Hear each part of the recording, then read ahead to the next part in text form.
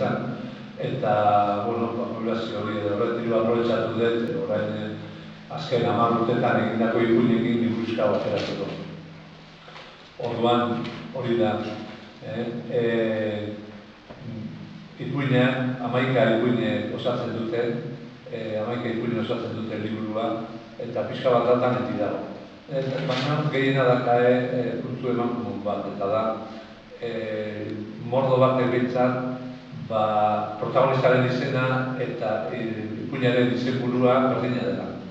Orduan horrek eman zian, ideia, liburuari, titulu hori edo izenburu hori emateko, izen berezia. Gio ganera, nire izen propioarekin ere badakat horako hausi bat edo zergusi bat badu, eta orduan, itzaurrean ere aipatzen da nire izenaren kasuan. Baina, hori ez dizuet kontatuko, eta orduan hola gutxienez, nire zuekak zertan dijoan, itzaurrean gutxienez irakurri dut zuen. Gaia, nahiko betikoak dira, ez da gai berezirik. Amodio desamodioa, bihotza, badaude sormenarena, baina badaude pixka berezia direnak eta adibidez bat dago lapurreta bat.